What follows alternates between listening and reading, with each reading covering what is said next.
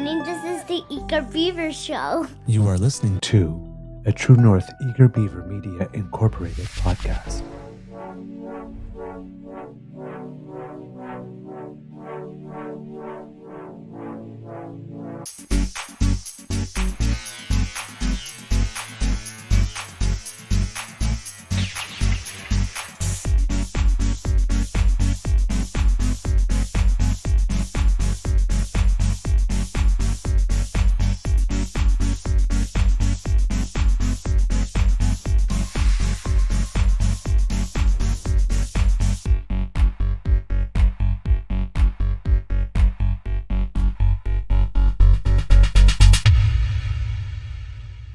The True North Eager Beaver podcasts are proudly brought to you by our founding sponsors, the Misfit Mysteries from Corvid Moon Publishing, your source for science fiction, fantasy, and cozy mysteries featuring a broad diversity of characters, CanadianTarot.com, your uniquely Canadian online eclectic tarot community, and the Peppermaster, hot pepper sauces made from farm-fresh ingredients to thrill your taste buds and expand your mind.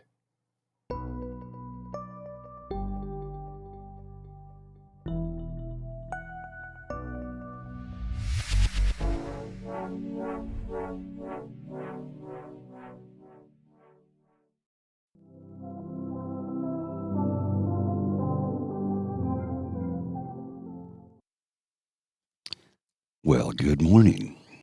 Welcome to the show. As you can see, I am flying solo for the time being. I sent out a link to Mr. Beaver, but I've not heard from him, so I don't know if he'll be joining us today or not. Hopefully he's feeling a little bit better. I haven't spoken to him since yesterday morning, that is. And I've been up since 2 a.m., so I'm a little, I wouldn't say wired, just it's been a heck of a morning. So first off, let's thank our founding sponsors, the Misfit Mysteries from Corvid Moon Publishing, CanadianTarot.com, and the Peppermaster. Our title sponsors who have been there from the very beginning. We appreciate their support and their ongoing support. And I hope you're doing well today. It is November 1st. We are getting into slowly approaching the winter season. Winter doesn't technically start until December 21st. It was 25 degrees in Ottawa yesterday. I think it's the warmest Halloween on record. I walked lowly in shorts, t-shirt, and flip-flops. That was something. I don't think I've ever walked around in shorts, t-shirt, and flip-flops when there are a pile of leaves on the ground. So it was a very interesting day, to say the least. So I've got a few things for you today. And the first thing I want to start off with, I got a number of things I'm going to dive into. But the first thing I want to start off with is the takedown, as if you read about it in the description. I was struggling there for a moment. If you read about it in the description of the podcast episode this morning, you'll discover that Ben Shapiro was recently taken down. And I'm not going to give you any more details other than that. I want to show you this video because I was having a difficult time yesterday. Very difficult time. It was an anxiety-ridden day, and after the show ended and I took Lola out and I brought her back, I sat down and it's like, couldn't leave the house. I couldn't go to the conference. I couldn't do anything. I didn't record anything, and I've got a deadline for today. So yesterday was a very tough day, mental health-wise. And hence the reason I was up at 2 a.m. Anxiety is peaking today. No idea why. Well, I know why it is today, because I didn't get enough sleep. But as for yesterday, I couldn't give you a reason. But for some reason, it just did. It might have been due to the technical glitches with the program yesterday, and that does throw me off my balance, if you will. So, yeah, I was doom scrolling throughout the day, and I came across a video on TikTok that actually lifted me up. It gave me a few minutes of joy because I have never seen this happen before. I'm sure many of you know who Ben Shapiro is. I think he's an asshole. I think he's a very angry person with small man syndrome. That's my opinion. Because he's not a big fella, but he's very angry, and I don't know why, because he has a pretty sweet life. Maybe some therapy would help him. I know it's helped me when I've needed it, and I might need it again soon. Going for a massage tomorrow, so that's step one, right? Let's take care of the physical first, then we'll take care of the mental. Anyway, I came across this video, and it was, I guess, a circle of people in a room, and Ben Shapiro would suggest a topic, and somebody would run up, grab the chair, and then debate it with him. And this is just a sight to behold. It absolutely made my day. I'm going to share it with you now, and then when we come back on the other side, we'll talk about it for a minute or two, and then we'll move on to the rest of the program. So enjoy this takedown of the most obnoxious debater, and I say that in air quotes because Ben Shapiro has never debated anybody. He simply shouts them down and then changes the subject. He yells, he talks over them and changes the subject. He's good at it. Reminds me of David Parker. I don't know which one is the bigger a-hole, though. Anyway, let's have a look at this, shall we? Kamala Harris's extreme pro-abortion stance is morally indefensible. Wow, okay, we're going to take this chair. Look at that. Hey, Ben. Like a bro, my friend. All right. I'm a transgender man. Okay. I've experienced SA. Okay. And abortion rights affect me directly. So, if we're talking about the American dream that you live, why don't I have access to that? Because there's no legislation, in the history of America, that legislates a man's body, so why does mine have to be legislated? I've got a vagina. I'm not interested in what your genitalia are. Clearly you are. I mean, it's all over everything you make, buddy. I'm sorry. I hate to say it to you, but I think you can read on my face that I obsession radically you am guys not. have. I think you can read on my face that I radically am not. When we're talking about No, abortion... I don't. I mean, you can present it here, but in most of the content that you have, you attack my community constantly. And you don't even realize guys like me exist, who actually share a lot of similarities to you and everything, because I'm a married man of 20 years. I got a wife. recognize that you exist. I disagree with your Right, claim so that you if are a I male. was sexually assaulted, right, and I didn't have access to that abortion care, do you believe that I should have carried that child to term because I was sexually assaulted? I mean, No, I just want to make sure that that's what you believe. Because as a transgender man, I have seen your side of the entire political debate, never ever having the conversation of what an American freedom is. Because why am I not allowed to live my American freedom as a man? You know, I mean, you get your choice as a man to live and free and all that. You're really moving around terminology very wildly here. And so are you, because that's the tactics you play in your game. And you've done it the entire time. You've jumped from one subject to the next. You speak so fast, and I know how you work. So how does it feel to have it in your face? Well, I mean... Because I'm sick and tired of the shit that you have put against my community, especially black trans women. Because you constantly disregard all of our needs and then use us politically as a pawn when we're 1% of the population. Why not focus on the economy itself? All of us are struggling, and you want to focus on trans people. You want to focus on a black woman when this is clearly a glass cliff situation. America's falling apart, and let's give it a woman right when it's all falling apart, when we had, 50 men run it and it looks like shit? Look at where we're at. Truly, where do you think that we're heading? I mean, it's so funny to watch white supremacy just fall apart the way that it is, and you ride so hard. Because guess what? In other countries around the world, women are not having children. And why is it? Because of the patriarchy and all the violence that men perpetuate, and all of this idea that abortion is somehow going to solve it all by forcing women to have abortion instead of focusing on the real problems that we're facing in our society. We're just going to completely ignore that, and we're just going to go, you know what? The line item is, let's make women have babies so that we can continue this capitalistic society that we have. Why are we doing that? What? I mean, why? Because you want to push white supremacy and because you want to make your check? It does great for you? Meanwhile, people like me have to live with the consequences of all of your rhetoric that you put on a daily basis. And including my entire community and the intersectionalities of black women, men that experience SA, trans people, everyone that comes in. And I'm so sick of the idea that you can come in with this bravado, that you're this big guy that knows things because you can talk fast, you have statistics. But really, what does it really matter at the end of the day if you are harming the entire American... This guy's been accused of rape. Trump. In, court documents, and you're backing the guy. You have children. How could you do that to your own... Don't you have a daughter? What is wrong with you, dude? I've never seen such a party just completely the American idea, what we believe in as a country, is not what you're perpetuating. It's diversity. It's giving you tired, hungry, and poor. The Google phone you have in your pocket is because of all of the diversity we've had. Pleasure to meet you, kid. Kamala Harris is Okay. If that doesn't make your Friday better, I don't know what will. Pleasure to meet you, you dick. Look, say what you want. That was a brilliant takedown. Ben Shapiro was a giant a-hole. Everything that man just said to Ben Shapiro was right and true and real. And that is the very first time I've ever seen that little shit sit there stunned in silence. Ever. I have seen him walk off an interview on the BBC because he said, you've come here to debate me and you're a liberal, left-leaning, blah, blah, blah. And the guy on the BBC who was actually talking to him, interviewing him, is a long-standing British conservative man, an old white man, literally an old white man. So Shapiro, who was remote, says, I'm out of here, and just dropped the mic and left. Because if you present a cogent argument that defeats Ben Shapiro's yammering, he folds like a tent. Every single time. Yeah. Shapiro knows what he's doing. He's not a stupid man, but he's not nearly as smart as he likes to think he is. The moment he gets into hot water over something where he doesn't know what he's talking about, he changes the subject immediately.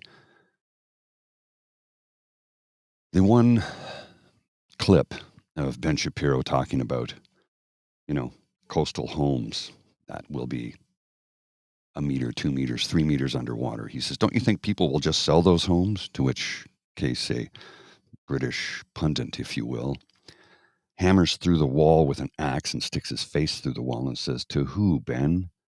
Effing Aquaman? Who's going to buy homes that are underwater? He's able to relay a message oftentimes that sounds plausible because he knows how to speak, he knows how to address, he knows how to speak to people correctly. I can do that too because I know how to address an audience. Ben Shapiro was very good at addressing his specific audience, but the moment he comes across somebody who is smarter than him, who has lived experience, he folds like the cheap tent he is. That was the best takedown I've seen in a very long time. And it absolutely lifted my soul up when I was having a very rough day yesterday.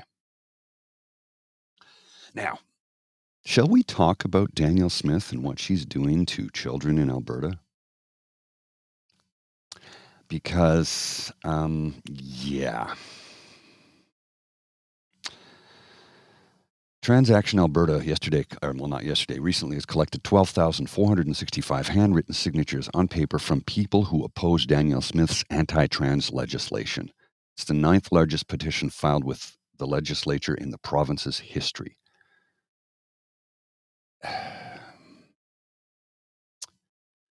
Let's have Lisa B talk about it because the way she does it, the way she takes down Danielle is just breathtaking. And everybody who watches this show or has ever tuned in or watched this for a second knows that Lisa B has the way of just driving home the message in a way most of us can't. She takes her time, she takes her cuts, she puts it all together, and then just destroys the woman. Watch this. It's Halloween, the spooky, scary day for kids. But you know what's even scarier today? Today's the day that Danielle Smith and her UCP are tabling their anti-trans legislation. Because that's what it is. You can't convince me otherwise. Now, we've talked about it before, and Janice Irwin spoke on it at the Ledge yesterday, about how Danielle Smith from a decade ago gave her tearful speech in the Ledge to support youth, to not impose things, because she has a non-binary individual in her life, a youth. Apparently the same youth she still talks about, although the youth would no longer be a youth if it was 10 years ago she made her initial speech about this youth that's in her family. I don't think there's a youth in her family. But all the things she said 10 years ago seem to have magically disappeared. Is it because Danielle Smith no longer believes that? Or is it because Danielle Smith is catering to her base? Her bigoted base. Honestly, as much as I don't like that woman, I think it's the latter. And I hope it slowly eats at her soul, or what's left of it, when she in essence is vilifying trans youth. And the irony, because there's always fucking irony and hypocrisy, is that according to their legislation, youth can't make decisions for themselves. A 14-year-old doesn't know who they are or what they believe. Yet the UCP thinks it's okay to bust 14-year-olds down to an AGM. And all the bigots think that kids know what they're doing when they're stomping on pride flags. Because in both of those scenarios, I'm going to say it's the parents egging them on. But parental rights, right? I'm going to give parents a little tip. If in all your teaching and rearing of your children, you are so worried that by them learning or hearing about diversity, it is somehow going to derail everything that you've taught them, two things. Then maybe you're not doing your due diligence to educate your child, because obviously your kid should be applying all of your teachings. And secondly, children are sentient beings. They absorb things. Their little minds learn. It's how they grow up to be adults who can hopefully critically think. You can hide things from kids, but they're gonna find out. You were a kid once. You know what I'm talking about. So instead of trying to hide things, make things scary, just teach your children that differences exist, which may or may not apply to them. And if it does apply to them, you're gonna love them anyway. Because while you're focusing on parental rights, I think you should be focusing on parental obligations.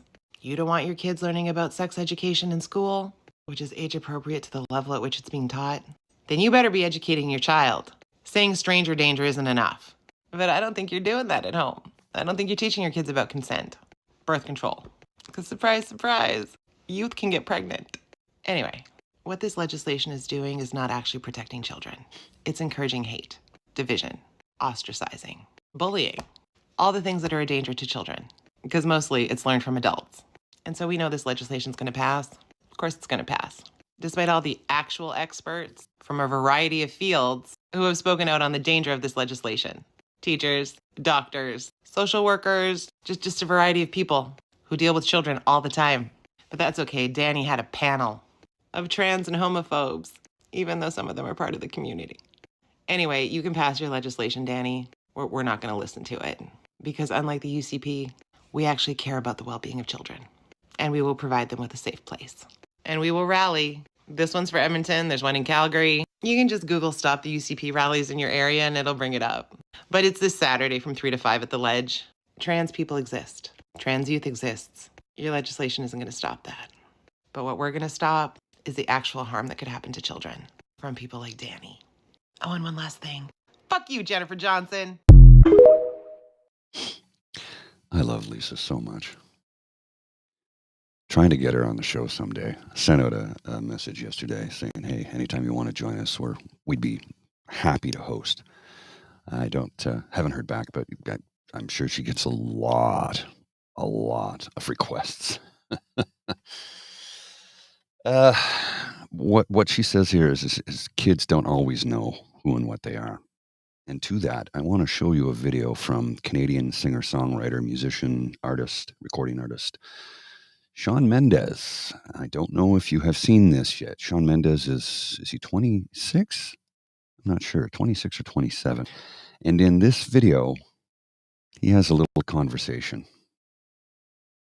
There's just been this thing about my sexuality, and people have been talking about it for so long. And yeah, 15-year-old Shawn Mendes was the life of the party with his debut in 2014.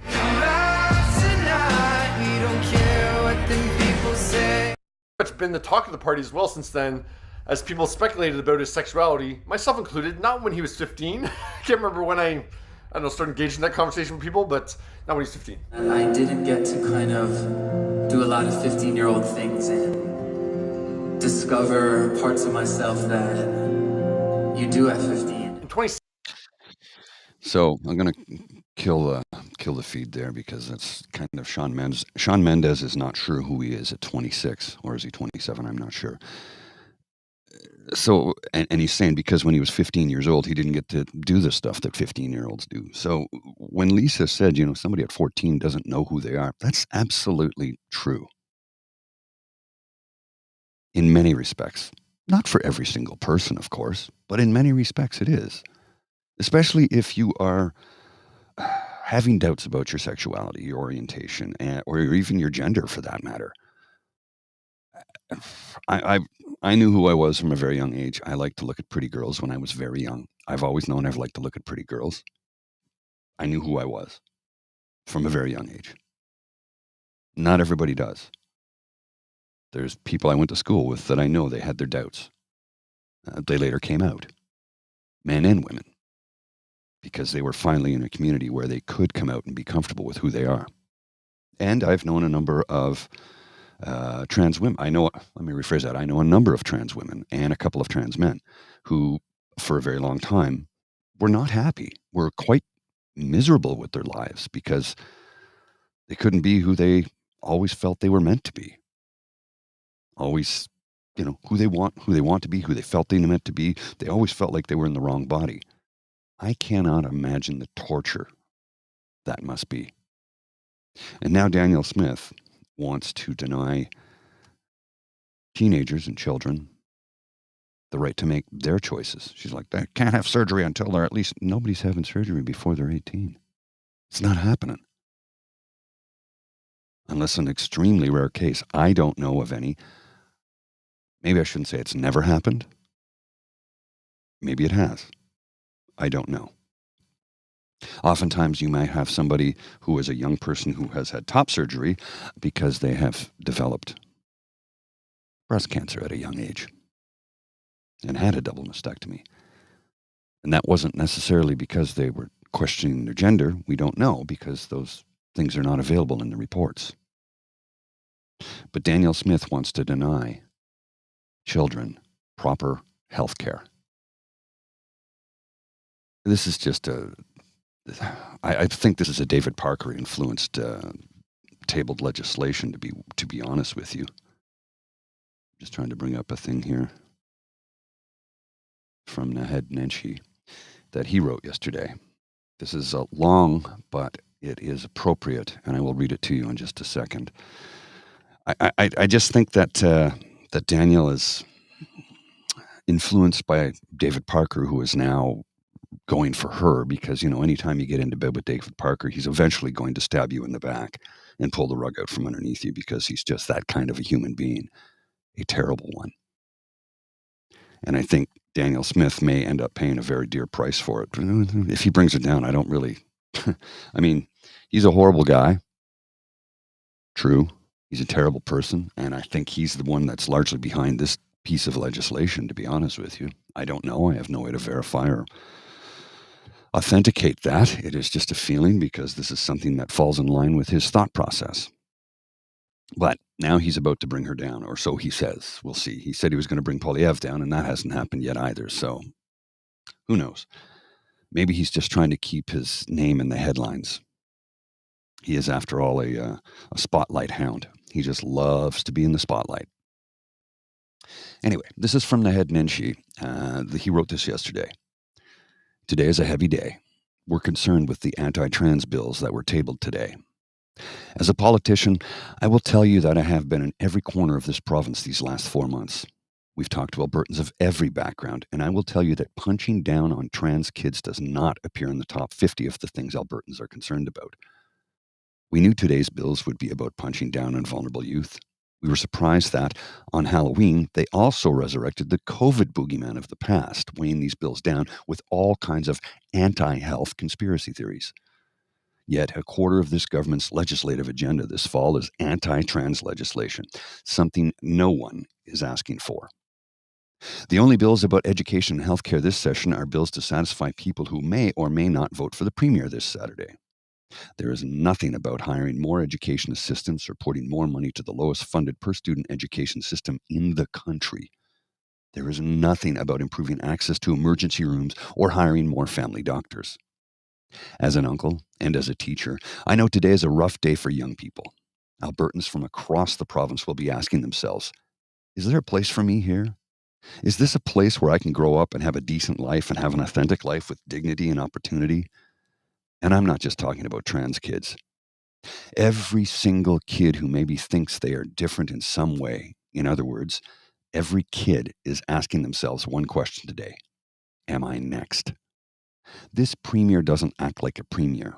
She has no interest in governance. She's acting like the premier of a party, not of a province. This callous and cruel act that they are bringing forward today doesn't help anyone except perhaps Danielle Smith at her leadership review.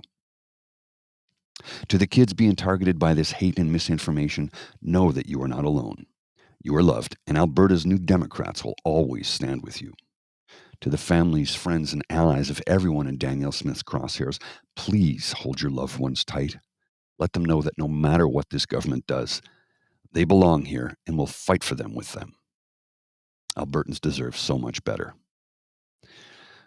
Now, I will not tell you about some of the replies to that thread because holy crap, the bots were out in full force. And I'd say a vast majority of the comments were from bots.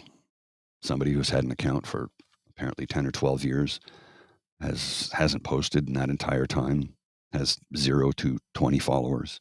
All of a sudden, they have no name, just some words, a bunch of numbers, and a picture of an egg or something, not actually them. Just bots, Russian bots in many cases. Maybe Indian bots, I don't know, but definitely Russian bots because Russian propaganda has been trying to stir up hatred towards the trans community, the gay community, and drag queens. Why? Because if they can distract us from the economy and healthcare and the things that really do matter to people in this country, they can rob us blind. And we all know that's been going on for a long time.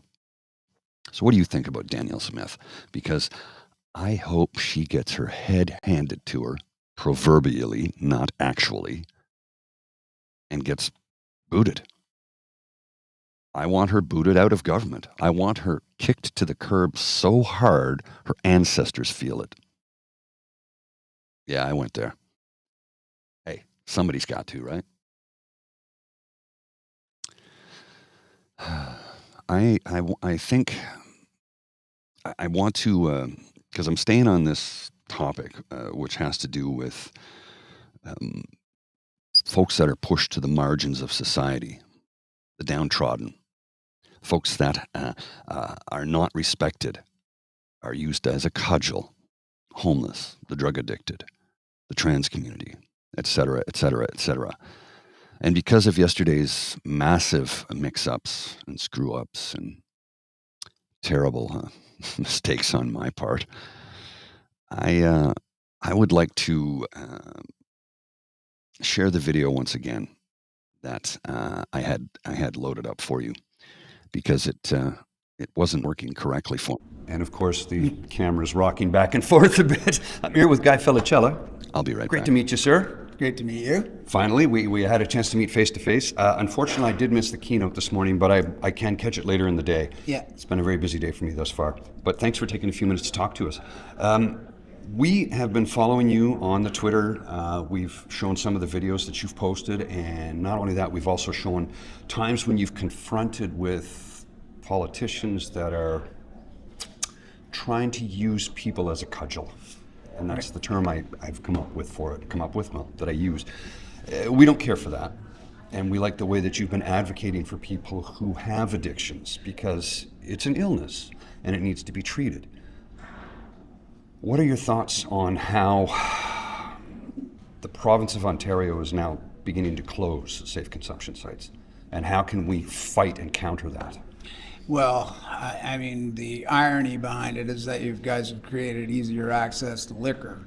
Yeah. But harder access to Clean. a life-saving supervised consumption site for people who use substances. And unfortunately, what they're not, what the government of Ontario isn't telling people is that this is going to create more overdoses, more public consumption, Absolutely. more brain injuries, more strain on our healthcare system. And then also, too, more taxpayer-funded paying off those health costs. And court costs and policing costs. I mean, they're actually going so far back to a philosophy in the 90s and 80s, which never worked in the first place. Never. And so it's just it's really heartbreaking because, you know, essentially what they're saying is that, you know, if you don't want recovery, then we don't want to support you. Yeah. And without saying that addiction is a chronic relapsing condition and without a harm reduction safety net, then we're basically sending people to treatment only to leave and use again and then sadly die alone. And it's a repeating cycle, right? It never ends because forcing someone into treatment when they're not ready to go doesn't work. Yeah, It never has. Yeah, and how about build more voluntary treatment? No kidding. Like, I mean, where people have access to it when they need it. And what often isn't talked about with harm reduction is that it's a bridge to recovery services. It wasn't recovery services that came to the downtown east side to get me. It was actually harm reduction folks encouraging me to go to treatment because they were concerned for my life. And so that's the part where I talked about this morning about human connection that can build a relationship and change the direction of somebody's life. Well, that's fantastic. That's amazing. And as we've spoken about on our show, and that's why we've been trying to get a hold of you for a while, but I know you're a busy fella, so thanks for taking a few minutes to talk to us. But one of the things we've been trying to advocate for is safe supply and safe consumption sites, due to the fact that, as you know, when they close those sites, what happens? Well, the safe supply disappears, so they go to the street, and it's probably fentanyl laced. And then what happens? Well, if you don't get to them quickly enough with Narcan, and in many cases when it comes to fentanyl, Narcan's going to be useless, right? Yeah. Because fentanyl, if it's carfentanil, like the size of a grain of salt, is enough to kill you. And we don't know what's being laced with the street drugs. Yeah. So we could, I think the way they rolled it out in British Columbia wasn't the most informed method when they started to come up with safe supply. Like the sites were great, the safe consumption sites. And when the government said we're going to try a safe supply of narcotics, I don't think they went about it in the correct manner. Now, I'm not an expert on this. I like the idea that they were trying to bring in safe supply for addicts. I just don't think it was probably rolled out in the correct manner. What are your thoughts on that? Well, first off, there's not many people that actually access it in the first place. But for some people, it isn't as effective. But for some people, it is very effective, where it has removed them from the unregulated poison drug supply. One of the things that I look at is Switzerland and other countries in Europe that have heroin programs. Right.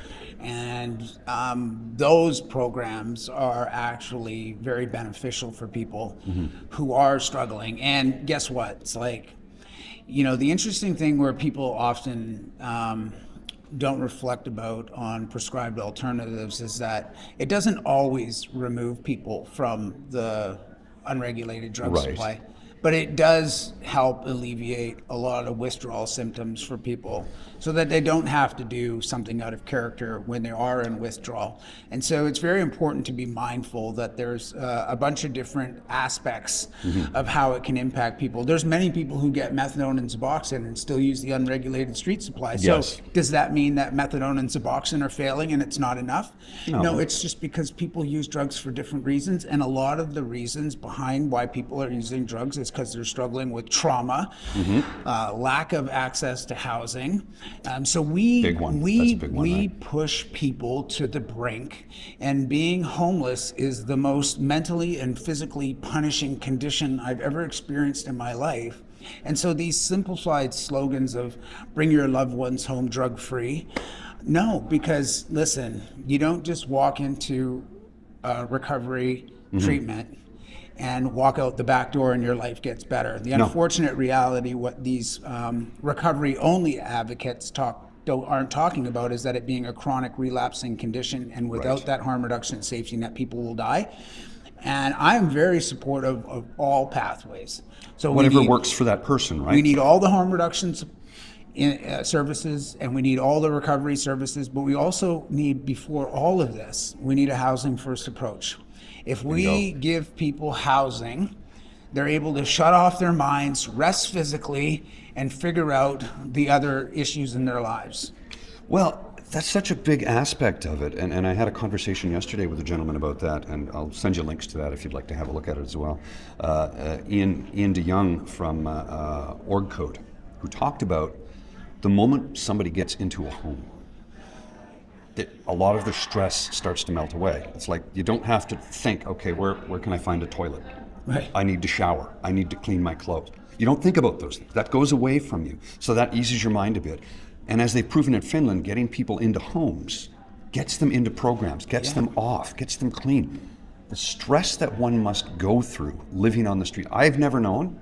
I have friends in my neighborhood who are on the street right now. I have friends who are they're housed, but ODSP doesn't cover their, so they're out on the street trying to get a few extra bucks, because that ODSP doesn't get crawled, which is Ontario Disability Support Program, right? Right. If you go out and you earn a couple of bucks, ODSP takes that away from you. So it's like they're not letting you get ahead. Yeah. We always try to hold people back. You know what I mean? We do the bare minimum and we fund the bare minimum and expect maximum results. That's the problem. And we're doing this with vulnerable individuals who've been pushed to the margin. Yeah, and you know what? A lot of these people, media, politicians, they've never experienced homelessness in their life. They've never experienced, listen, they go, I've known many people that have done sleep outs for, Covenant House for one night, and they describe how challenging that was. And I was One like, night. yeah. And I was like, yeah, now try doing that for 10, 20 years. Yeah. Like, you're going to have a different outlook in your life.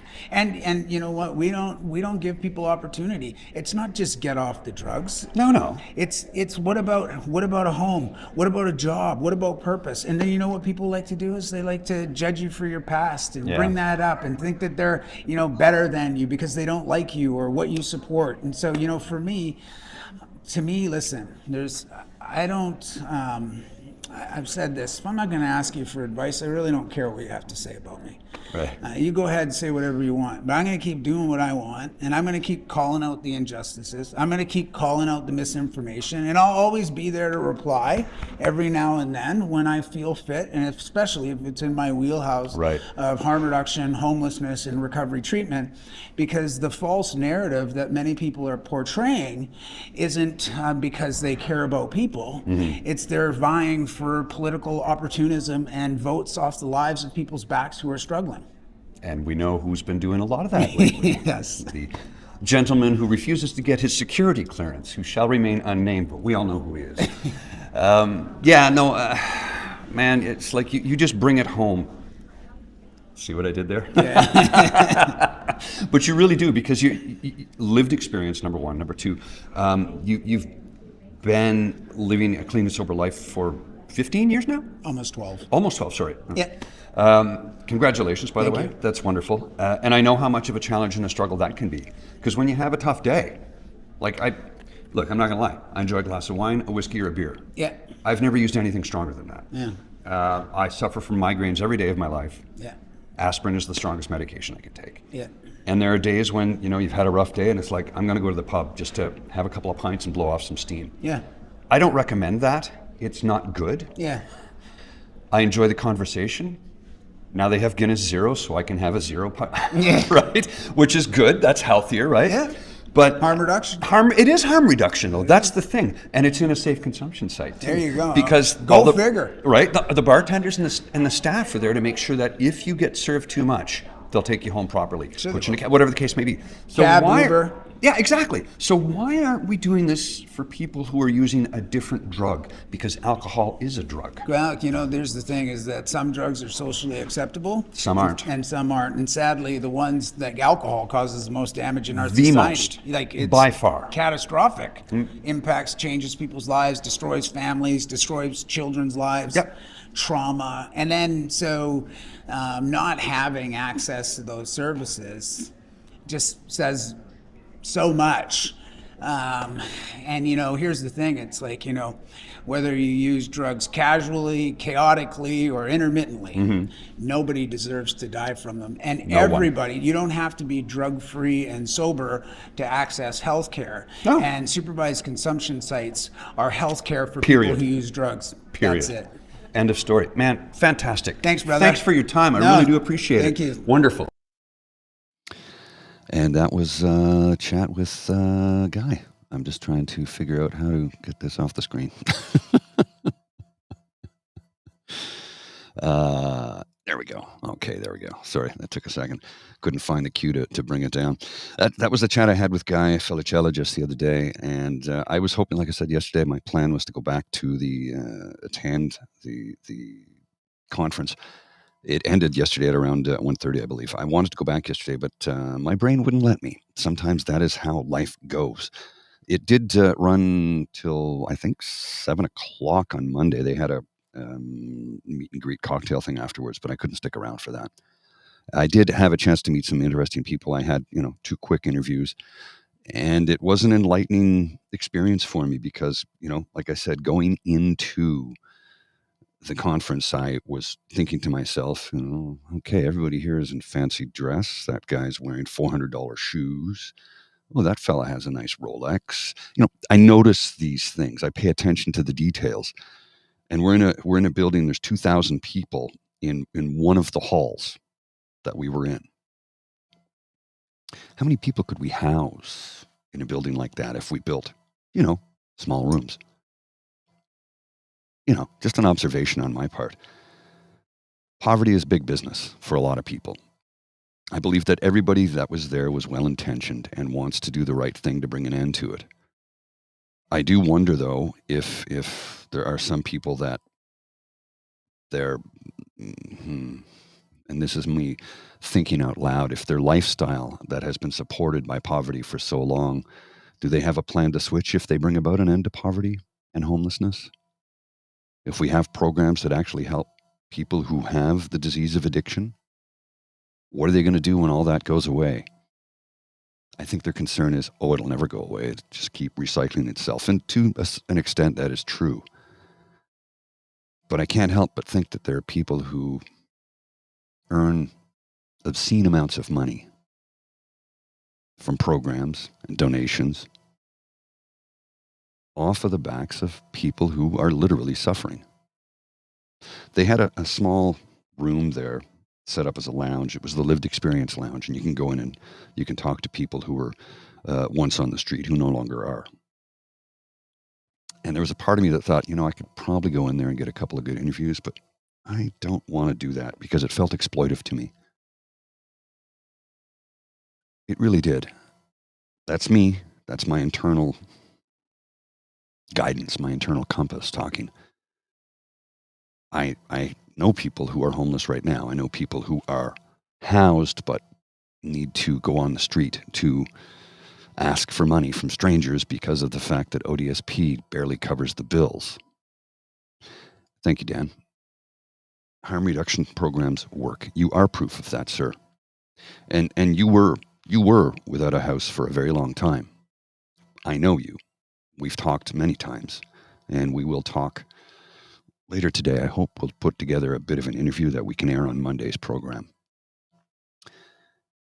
And if I talk with you, sir, I don't feel that I'm exploiting you because this is a conversation that we've had before. Whereas if I just walk up to somebody and put a mic in their face, say, can you talk a few minutes about what it was like to live on the streets for 20 years? I don't know. That feels exploitive to me. That's my inner conscience, I guess.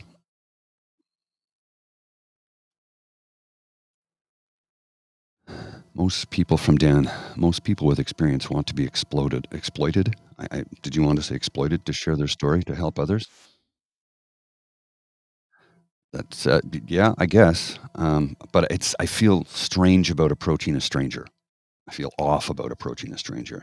And because, we have a rapport, Dan, having a conversation with you about it I'm okay with that because I don't feel like I'm exploiting you because I know you want to talk about it. You want people to know. And you're right. Yes, I think most people who are in that situation want people to understand what they go through.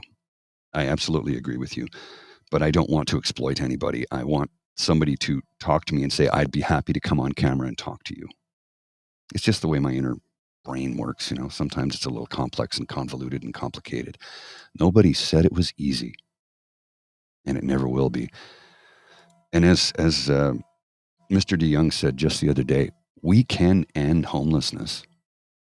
We can. We know how to do it. It's been proven before. Here's the way it works. We can do it. But there's no political will.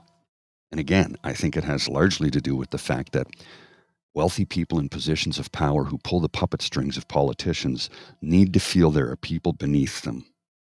They need to punch down, which is exactly what Pierre Poilievre is doing when he stands in front of a homeless encampment in Vancouver and says, look at what Justin Trudeau has done. Using people, using living, breathing human beings as political props. I have friendships with people on the street, Saucy. I do. I talk to a lot of people, actually. But I don't know necessarily if they want to go on camera. Some do, some don't. Some are willing to tell their story, but they want to do it anonymously, which I'm willing. Look, you want to do it anonymously? We can sit down, we can do an interview. I will change your voice and I will block out your face. I'm happy to do that. Wouldn't be the first time, and it certainly won't be the last. Well, this is the thing, Tim. They can find money for UBI. It exists. We can do this. We absolutely can do this. We can put an end to poverty. We can put an end to homelessness. It's been done before. It can be done again. They did it in Finland. We can do it here. It's just the political will isn't there because you've got some individuals in positions of power that pull the puppet strings of politicians who need to feel that there are people beneath them. Hell, you see that in the middle class. You see it in the working class. Well, I'm better than that guy because he handed me my fries. I've seen that before. I'm like, bro, you're making the same amount of money. Get over yourself. Get off my soapbox for a moment here. I want to show you a video that came across my feed at about 4 o'clock this morning. This is incredibly disturbing. It's incredibly, pay now or pay more later. You're right, Mohan.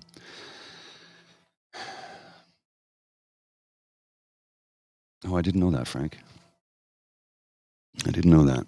I can relate to Guy, both homeless and addicted, and both got myself out of it because I wanted to. Not as easy for some, but doable. You are correct, sir. It's not easy for a lot of people. It is doable. I've read so many stories in the last few days of people who are on the streets and how they got there. Oh yeah, no, the amount of money wasted is ridiculous. You are absolutely correct, sir. We have the will, we have the money, we can do this, we can fix this. We need somebody with the political will to do it.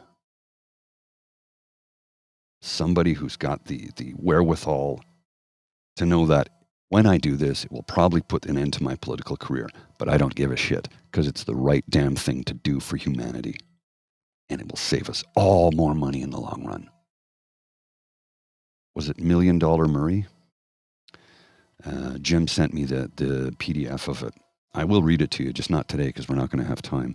But I do have the PDF of $1 Million Murray, which was written by the great economist, that Canadian fella, Malcolm Gladwell, who was a best-selling author. And I don't know if he's won a Pulitzer or not, but hey, Swanky Frankie, I'm sorry. Sorry, Frank. Swanky Frankie. One pay away from homeless for many people. You are correct, Carol. One accident away from being on ODSP and forcing people into homelessness. Once again, ODSP would not cover my rent. It's not enough to cover my rent. And I live in a rent-controlled building that I've been in for 14 years. People, not parties. Exactly, Dan. We are literally forcing people into the street. It should be criminal. It's morally bankrupt.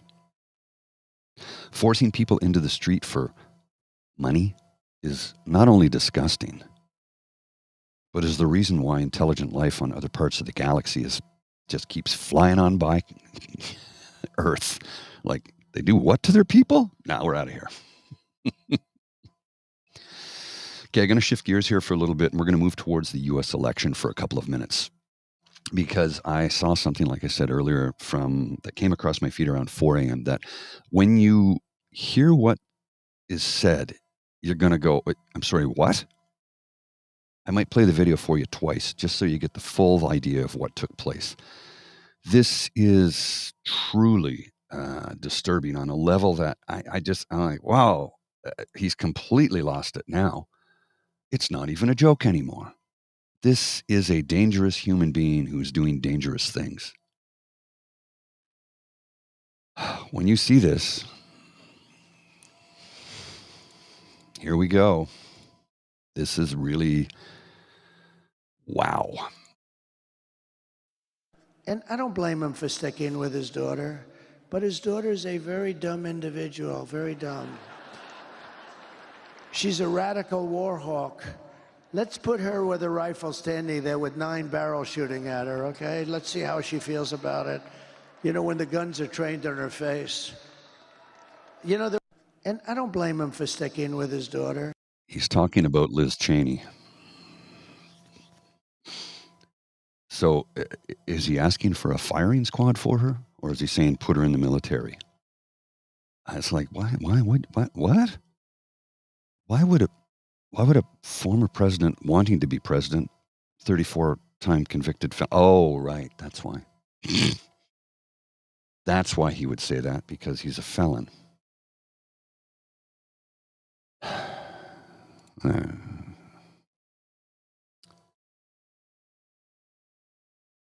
I just got a message here from Guy Felicella. He says, great chatting with you, Paul. I had an amazing time in Ottawa. Just going to respond to it quickly.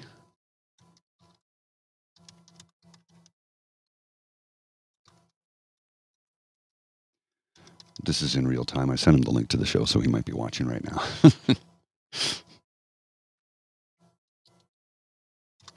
Okay, there we go. Just send a message to him quickly as a reply. A real sweetheart of a guy. No pun intended with his name. A real sweetheart of a guy, though. And somebody who has, like I said, the lived experience to bring to the table, to tell people this is what we need to do. What you've tried up till now hasn't been working. So why don't we try this thing that worked for me and worked for many other people I know? Harm reduction. Harm reduction works. Yeah, exactly, Saucy. Dick Cheney can't move well anymore. I don't like the Cheneys, but damn. Yeah, I'm no fan of Liz Cheney, as I'm no fan of Mike Pence, but both of them believe in the democratic process. As reprehensible of a human being as Mike Pence is, he was on Fox News saying, look, Trump wanted me to discount or eliminate these votes and find these votes and changes. And he said, I will not do that. I will not do that. That is not how this works. Like I said, even a broken clock is right twice a day. Yes, you are correct, Swanky Frankie. Guy is the real deal. It's people like him who are perfect for training these ignorant politicians. Okay, the Grastage Kelm. Trudeau is a traitor to our country. Okay, please explain why you feel that way. We'll listen. I'm happy to listen if you can explain to me why you feel that the Prime Minister is a traitor to our country. I won't even shoot you down for it. If you can explain to me in a cogent reason and cite your facts, I'm willing to listen. I'll be waiting for a long time, won't I? Oh, my goodness gracious. My goodness gracious me. The things you learn on a daily basis on this program.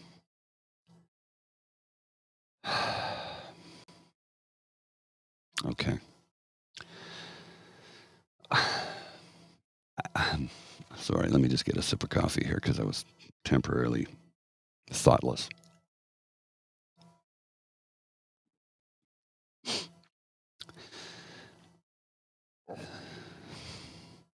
I commend them for putting people ahead of party. Yes, you are correct. He did. He did, Carol. He put country before party, which is something that the leader of the opposition in this country is not doing. He's putting his party before the country by refusing to get his security clearance. But that's another conversation. Quite frankly, I don't feel like talking about Pierre Poilievre this morning. I've had it up to here. See, I'm not even in frame. That's how much it's troubling me. Can we talk about Doug Ford and the $3 billion he wants to send out in $200 checks and how stupid that is because there's people that don't have doctors and ERs are closed and we don't have enough nurses. Can't wait to tell everyone to watch you and laugh at your mindlessness. Okay, please tell everyone you know to watch the program. We would appreciate that. No, seriously, I'm not joking. Tell everyone you know to hate watch us. I'm fine with that. Because you see, the thing is our channel is monetized. So the more viewers we get, the more money we earn. So tell everybody you know, share this with everyone you can think of to come in here and hate watch us as much as they want to. Just helps pay my rent. So we appreciate it. Oh, and if you're going to come here and spew hatred, you might find yourself unwelcomed by the friends that we have in the chat. But you're welcome to explain to me why you feel Trudeau is a traitor. And I'm waiting to hear that. So please tell us why you think he's a traitor. And in the meantime, make sure you share this channel with every single human being you know on every single one of your socials, Telegram feeds, whatever you use. Share this channel everywhere. Please. I would like that very much. Well, folks, I know that normally on Fridays we go for a couple of hours, and I do have the energy to do that today. However, I do have many things that do need to get done today. I do have a deadline I need to reach today. I have to get a book in that I have to finish narrating. I absolutely positively have a meeting at 11:30 that I have to be present for physically on site. And I have a couple of days worth of dishes that need to get done, amongst other things. Anyway, that's my issue. I think you're right about that, Swanky Frankie. It's there's so many people in this country who need some basic civics taught to them. They don't know the difference between federal and provincial jurisdictions, let alone municipal jurisdictions, which government takes care of what. You need to remember that I got somebody the other day tried to shout me down because I said, well, healthcare is a provincial matter, and then I praised the Prime Minister for dental care and pharmacare, and he says, you said it's a provincial matter, and then you said the feds did it. I'm like, well, the feds introduced 2 federal programs. Healthcare and dental care and pharmacare are federal programs administered by the federal government and will be operated and controlled at the provincial level, just like healthcare. But I guess, some people just have their mind made up about things and want to hate on me. Go ahead and hate on me. Hate watch me. Hate watch me in the millions. That way I'll earn enough money to retire someday. Hate watch me all day long. Tell me how much of a liberal cuck I am. Go ahead. I can take it. Look, I worked in construction for 29 years. There is nothing you could ever say to me that would harm or hurt me. I've heard it all. Not only have I worked in construction for 29 years, I played hockey for decades. I'm a goalie. Trust me, I've heard it all. Trying to knock me off my game doesn't work. Doesn't work. Nothing you could say will ever harm me.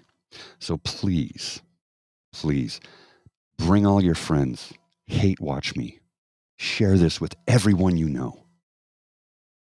Make sure that all your angry friends who are right-wing nut jobs know that we're going to be here to tell you the truth. And you're not going to like it a lot of the times, but that's too bad, because we call out the Liberal Party and the NDP. We've gone after Jagmeet Singh for some of the stupid shit he's done. We've gone after the Prime Minister as well. Any politician that does something that's stupid or lies or comes up with terrible legislation, we call out. That's why we have a program.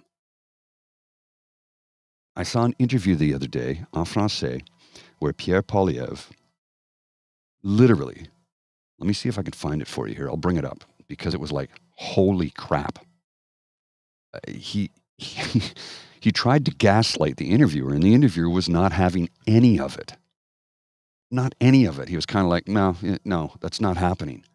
Literally called him out for it, and it was a thing of beauty. Let's see if I can find it here for you. There we go. Is this it? Yeah.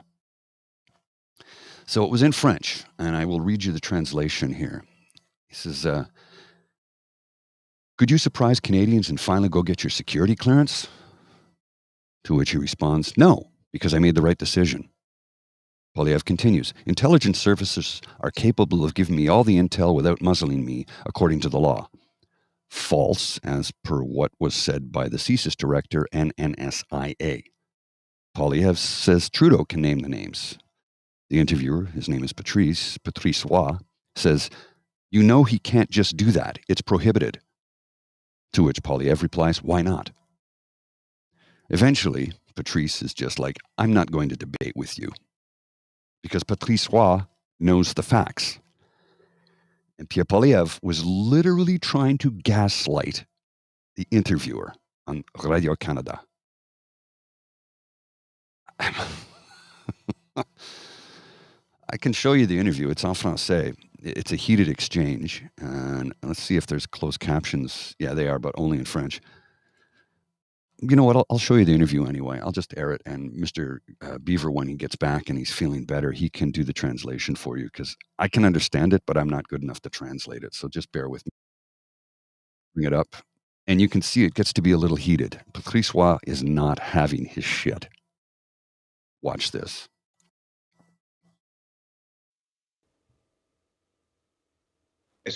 Non, parce que j'ai pris la bonne décision. Ouais. J'ai déjà dit que je ne serais pas muselé et les services de renseignement sont capables déjà de me donner tous les renseignements sans me museler selon la loi sur le renseignement secret. C'est déjà là dans la loi. Et M. Trudeau, il a nommé les noms quand ça lui convenait auparavant. Mon message, c'est M. Trudeau, donnez les noms de tous les députés. Il ne peut pas faire ça, M. Poilievre. Vous le savez, il ne peut pas faire ça.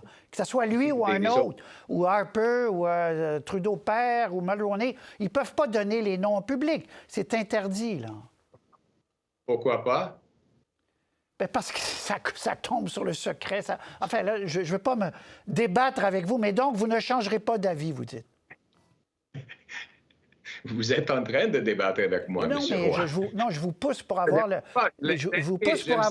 le fond de votre pensée. Donc, vous restez sur votre décision de ne pas avoir la cote de sécurité. Le premier ministre a dit qu'il y a des gens qui collaborent avec des autres pays de façon contre le Canada. Donnez les noms. Donnez les noms au niveau public. On va reprendre. Il peut le faire. Il a le droit, monsieur le roi, légalement, vous avez tort. Il a le droit de donner les noms selon la loi. Il devrait le faire. C'est ce que je demande pour qu'on puisse mettre fin au secret. C'est lui qui a été on va se laisser là-dessus, sur ce désaccord, sur l'interprétation de la loi, mais on va revenir. Je vous promets qu'on va en reparler un jour. Puis si vous avez raison, je ne crois pas que vous avez raison. Si vous avez raison, je serai le premier à dire qu'il a le droit.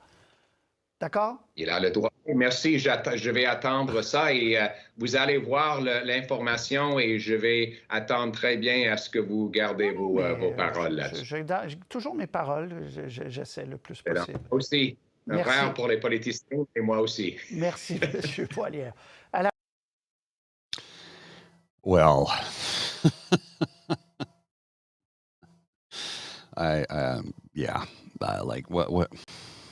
what do you say to that? Come on. Come on. Sorry, I'm just trying to pull up a video here. I can't seem to find it. There we go. Let's see. No, I can't see it. I can't find the video. I don't know where it went. There was a video where the Prime Minister stood up in the House, and after Poilievre went on for about 3 minutes spewing more garbage about housing and how nothing's getting built and how the fund is useless and blah, blah, blah, the Prime Minister stood up and said, hey, you know what? I have gone to NSICOP and the security folks and said, figure out a way to give him the information he needs so that he can clean up his party. Because he refuses to get the security clearance. It really was a thing of beauty, to be honest with you. I loved it. Oh, you have the verbatim translation. Excellent. I will read it out. Thank you, Vim. Vim just sent the translation. So the interview you just saw, I have the translation here. It says, why refuse a security clearance? I've already taken the right decision. I don't want to be muzzled. Intelligence agency is already able to give me all the required information without muzzling me. According to the law on secret intelligence, it's already in the law, and Mr. Trudeau stated the names when it suited him.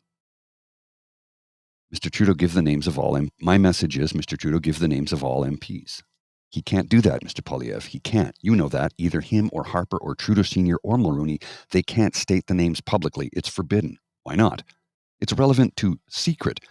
I don't want to debate with you, but you say that you won't change your stand. You're debating with me, laughing. No, I'm pushing to know what you're really thinking, so you're staying on your decision to not have a security clearance. The PM stated that some individuals are collaborating with foreign countries against Canada. Give the names. And then he gets cut off by Pierre Poilievre. Mr. Roy, you're wrong. He's allowed to reveal the names according to the law. He should do it. It's what I'm asking to end secrecy. It's him, cut off by Roy.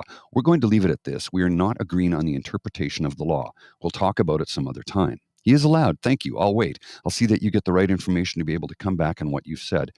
I'm always careful with my words. I'm always trying hard. And then there was some gibberish at the end.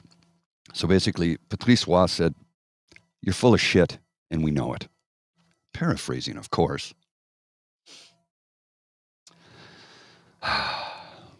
Was a glorious thing to see him getting taken down by somebody who actually knows more information than him. It really was. Now I have, I'm going to put a link to a video in the chat here. I know I'm a little all over the place today, but it relates to what we just talked about. That link in the video, or that video, the link in the chat takes you to a Twitter video, and it's about 11 minutes. Maybe I'll show it here. I don't know. In this documentary, I'll tell you about it. In this documentary, you will understand where the troll army comes from during the elections and how much their payments. A 15-year-long investigation unearthed 750 fake media outlets operating from India and spanning across 119 countries with 550 domain names spreading fake news. Its impact on the country is devastating. A 2023 Statista survey reveals disinformation was ranked as the #1 risk threatening India, outranking infectious diseases, illicit economic activity, and inequality. The reason I'm saying this, we all know that Pierre Poilievre's ascension to leader of the party was assisted by India. A great amount of that comes from mis and disinformation, along with stuffing ballots. And I'm not taking that back. We've seen the pictures of people carrying thousands of ballots, and I can guarantee you they weren't all from Canada or Canadians, because they're allowed to. Anybody who wants to become a party anywhere in the world is allowed to sign up for the party and become an elector or a delegate that can then vote on the leader. So I'm going to show you this because it gives me a minute or two to take care of a couple of things here that need to be taken care of. It's about 11 minutes and 45 seconds of really informative filmmaking that I think you will find fascinating. Disinformation and misinformation were ranked as the #1 risk threatening India, outranking infectious diseases, illicit economic activity, and inequality.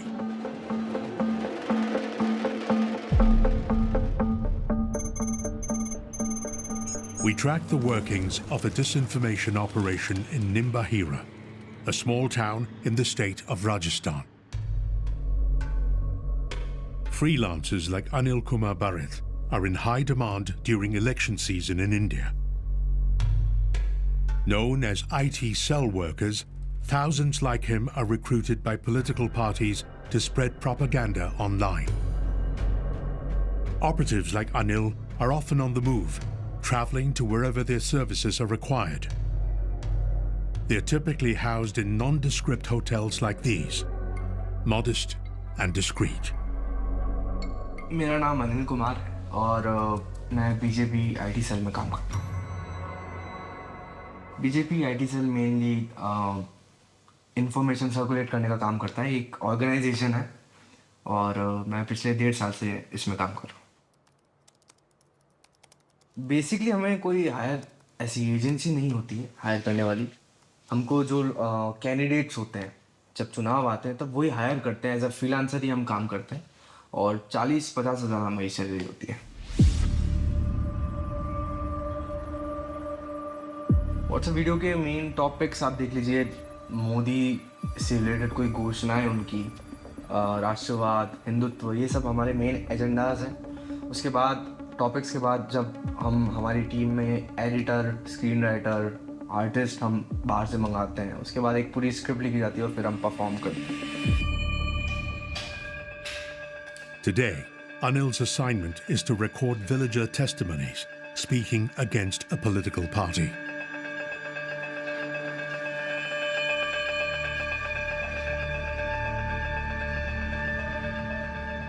और कांग्रेस के राज में, कांग्रेस के शासन में ये सब हुआ है, कितनी राजनीतिक हत्याएं होती है, और यही वो बच्चा किसी और घर का होता, उसकी हत्या होती। सही। ठीक है अंकल, अब हम शुरू करेंगे। ठीक। Cameraman ready? Okay, roll. नहीं गयो तो लास्ट में निम्बाड़ा है मरो इद्दो। अच्छा बोल कर रहा रातें घर पे बंदूक ली ली बावरियां ली नहीं गया था ये और तो भैया खुद ही करो मेरा घर के बाहर में बोरी 1 घंटा थी। With no fact check on his content, Anil is free to propagate anything that works in his political client's favor. In 2019, the BJP planned to hire 200,000 cyber warriors like Anil in the state of Uttar Pradesh alone. Hello, हाँ अर्षद, एक बार colour grading देख लेना ना, मैं तेरे को screenshot खींच के भेज रहा हूँ उससे ही। हाँ। In April 2019, Facebook took down 700 pages that were reportedly run by supporters of both Congress and BJP, spreading fake news. Fake news is an industry in India. A 15-year-long investigation by Disinfo Lab unearthed 750 fake media outlets operating from India and spanning across 119 countries, with 550 domain names spreading fake news. ये हमारी बिल्कुल एक team होती है comment section में जो comment करती है, और हमारा मेन काम होता है उस टीम का शायद डिफेम का, और कहीं ना कहीं जो वो चीज़ें अपलोड करते हैं उन्हीं के कमेंट सेक्शन में हम जाके उनको डिफेम करते हैं।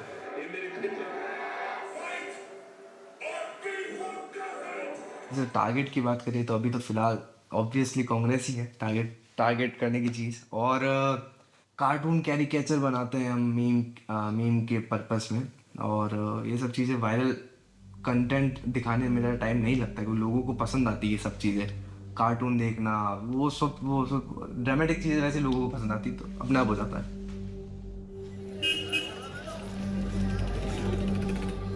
कौन प्रोपेगेंडा कर रहा है इसकी पोल मैं खोल कर रखूंगा। आज तथ्यों के साथ आप देखिए कि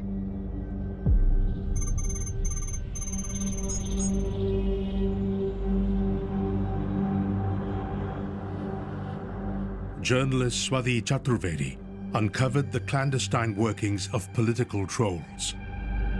She lifted the veil over this murky subject in her book, I Am a Troll, that took 2 years to investigate. So then I started investigating and I found out that this was completely organized. And I spoke to trolls. They spread hate on an industrial scale on social media. There's no check, there's no editorial filter, there's nothing. So you're basically you're provoking people, you're inciting people, and people are gullible enough to, we used to have earlier a lot of faith in the written word. Now people look at their screen and they're scrolling constantly and they are getting a diet of literally steady hate. It's like a drip by drip poison in your brain. This concoction of cyber trolling and fake news can impact free speech, a key pillar of democracy. The Editors Guild of India urged the government to reject a proposed amendment that aimed to counter fake news on social media, claiming it would be akin to censorship. It's frightening actually. The entire atmosphere is an entire ecosystem of just fake forwards, morphed pictures, morphed videos, deepfakes. To actually tell is very difficult because it's overwhelming. It's there all the time, and how much can you fact check? Bharat को प्रेम करने वाले, लोकतंत्र को प्रेम करने वाले. You see, the government understands what a huge weapon information is, and they want to control the information. They don't care if it's a bad faith actor peddling lies. Every citizen in India needs to start asking questions and stop hating other Indians who are your fellow citizens. But a dangerous mix of fake news and religious polarization on the web is now resulting in death and destruction.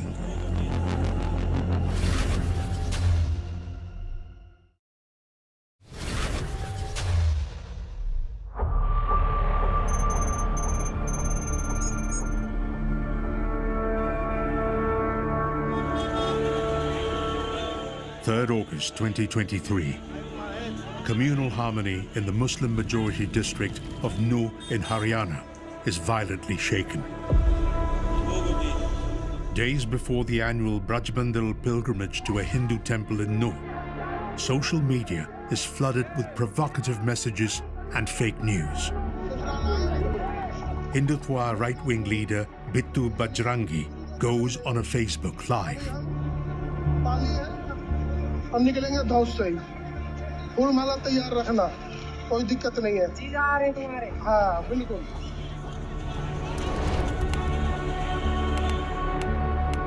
Monu is a criminal on the run and is wanted for the murder of 2 Muslims.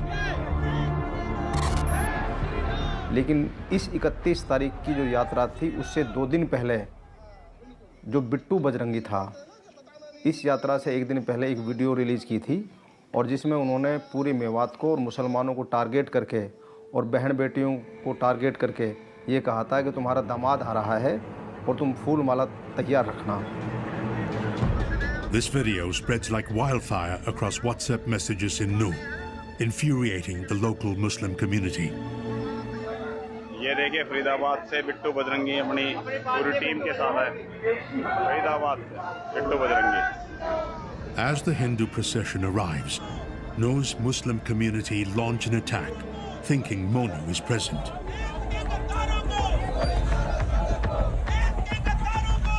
The Hindu procession retaliates. Chaos ensues. Social media posts add fuel to the fire. Verified ex-user Chandan Sharma shares an inflammatory tweet using old imagery with the text. It is very sad to see all this, that this is the condition of Hindus in the country of 120 crore Hindus. Are you getting beaten up all around?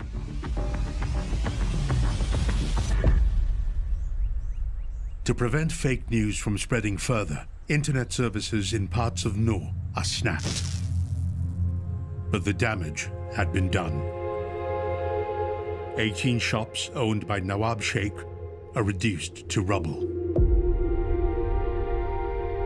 मेरे पास किराएदारों का phone गाम जो rent पे दे रखी है दुकानें मैंने दाएं बाएं सारी किराए पे दे रखी थी. किराए पे दे रखी थी सर मैंने. इनसे मेरा गुजारा हो रहा. मैं आया यहाँ पर भाई दुकानों को तोड़ रहे हैं. ना नोटिस दिया ना कुछ दिया. मैं आके यहाँ पर रोने लगा, चीखने लगा, बातचीत करने लगा. मैं मुझे डीसी से मिलाया जाए भाई क्यों मेरी दुकानों को तोड़ा जा रहा है. Duri Chung, a Hindu resident of Nuh, lost his home in the carnage as well. उनने आके साहब ये मकान तोड़ फोड़ दिए. कोई सामान लिख लो किसी का, कोई सामान नहीं लिख रहा हमारे यहाँ. अब ये तो ऐसा यही अब गरीब आदमी है. अब हमारे ये सब उनके मकान तोड़ फोड़ दिए. कुछ मुआवजा कुछ नहीं मिला जी. हमें कुछ ना मिला. The riots resulted in at least 7 fatalities and over 200 reported injuries. झूठ और फेक न्यूज़ और अफवाहों को फैलाने का काम भी सोशल मीडिया के माध्यम से हुआ है और ये घटना भी इसका एक बहुत बड़ा उदाहरण है किस तरह स्टेट गवर्नमेंट इस फेक को, इस र्यूमर्स को इनको नहीं कंट्रोल कर सकी और इस तरह के एलिमेंट्स को इन्होंने मौका दिया कि वो जो है ये इस ऐसे जो है दंगों में और ऐसी झगड़ों में आपस में मुब्तला हुए. Disinformation, driven to create a religious wedge in Nuh for political ends, was spurred on by. And that is the extent of the clip. I'd like to show you more, but that is all I have access to. And it's a good chance I might get a copyright violation, so I might have to pull it down later. But either way, you get the idea of what's the danger of fake news, mis and disinformation, and gaslighting, what can happen to people. And again, that's just scratching the surface. This has been going on for a very long time, and that's mostly dealing with what's taking place in India. But you got to remember, a lot of the bots that we encounter on Twitter are from India and Russia for the most part. And then, of course, you get stuff from people like France all of a sudden saying they attended Pierre Poilievre's rally up north. What I'm trying to say basically is that we have the leader of the opposition in this country who refuses to get his security clearance because I guess he feels that his past may be drummed up, according to Michael Chong. His sexual proclivities, family members, that the Prime Minister could use that against him. Except here's the thing, the Prime Minister is not privy to that information. Only the parties that do the security screening are privy to that information. The Prime Minister is not privy to that info. That is private, confidential information. But it gives you an idea of what Pierre Poilievre will do once he's Prime Minister. He wants to change things, except he doesn't seem to understand that he can't just do that, and he can't use the notwithstanding clause every single time he wants to change things. We won't let him. And we can't allow him to get near the reins of power. I always say I'll never tell you who to vote for, but I am going to tell you in the next federal election, do not vote Conservative if you value anything in this world. If you value democracy, if you value a woman's right to make a choice, a medical choice about her body, if you value the fact that people of the same sex can marry, if you like cannabis, because they'll take all of that away and they'll do it bit by bit. Well, Stephen Harper would do it bit by bit because he was the king of incrementalism. Pierre Poilievre wants to take a sledgehammer to the Constitution, the Canadian Charter of Rights and Freedoms, and rob you of everything that people have fought and died for. Okay, I am going to wrap it up now because I do have to take Lola out and I have a number of things I need to get done today. But it's been wonderful to be here this morning. I thank each and every one of you for joining in, even the haters. Hey, watch us all you want. Make sure you spread our channel far and wide so that I can earn a living at this and not have to go back to construction where I destroy what's left of my very broken body. Thanks to our podcast founding sponsors, Canadian Tarot, the Corvid Moon Publishing, Mysteries from Corvid Moon Publishing, CanadianTarot.com, and the Pepper Master, who makes those wonderful pepper sauces that I love so much. If you want to send us some funds, you can do so on our coffee account, which is ko-fi/Eager Beaver. Coffee.com. ko-fi.com/Eager Beaver. It is scrolling across the bottom of the screen, or you can scan the QR code in the upper right-hand corner, I guess left-hand corner of the screen, my right, your left. And if you want to access all of our information, all of our audio versions of the podcast, you can do so at our pod page, which is podpage.com /The True North Eager Beaver with a hyphen between each word. Or you can scan the QR code that is on the screen right now in front of you. Thank you to each and every one of you for coming out and supporting us. We appreciate you. We love the chat. We do read all the comments, sometimes live on the fly, sometimes afterwards. We also read all of the emails we get and comments on YouTube videos along with YouTube shorts. We do read them all. Don't reply to every single one of them, but I reply to a great number of them. And we can't please everybody, and we're not trying to, because we're going to tell you things you don't like from time to time. We're going to tell you the truth. And the truth is not always what you want to hear. So if you get mad about that, that's fine. We're never going to lie to you. Ever. It's not who we are. It's not in our DNA. And it never will be. We will always give you the straight goods and the absolute truth. So, cheers to you. I hope everyone has a wonderful weekend. Mademoiselle Fox will have a show this evening at around 7 p.m. from her new studio that I'm slowly assembling. I just got some lighting effects that showed up yesterday. I'll be installing them this evening so that she can be a little bit better lit. I also have a new webcam for her as well. So, yeah, we'll get you all set up. That 7 p.m. Eastern Daylight Time. We switch to standard in another week, I believe, don't we? Is it next weekend we switch to standard or the weekend after? I can't remember. It's coming up soon. 7 p.m. Eastern Daylight Time, which would be 5 p.m. Mountain, 4 p.m. Pacific, 8 p.m. Atlantic, 8:30 p.m. in Newfoundland. All right, folks. I'm going to make my way out of here. I think it's time to cue the cock. You are listening to a True North Eager Beaver Media Incorporated podcast. The True North Eager Beaver podcasts are proudly brought to you by our founding sponsors, the Misfit Mysteries from Corvid Moon Publishing, your source for science fiction, fantasy, and cozy mysteries featuring a broad diversity of characters, CanadianTarot.com, their uniquely Canadian online eclectic tarot community, and the Peppermaster, hot pepper sauces made from farm-fresh ingredients to thrill your taste buds and expand your mind. We are grateful to the Crier Media Network for its support, Pete Jarvis for our artwork, and Paul Joseph Something for our opening and closing sequence music.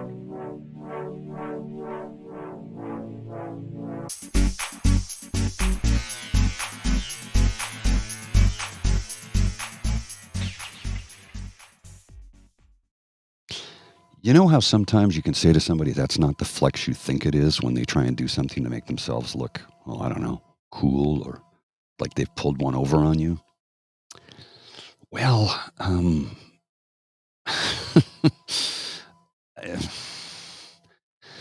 this is not the flex they think it is. Dark Branded got Trump supporters to walk around wearing garbage bags now. You see a bunch of Trump supporters, all white people too, look at that, wearing garbage bags that say MAGA garbage. This is not the flex that you think it is. Yeesh. For my words of wisdom today, make the best of this day. You don't know if you have another one. That's it. That's all. I'm out of here. I'll see you.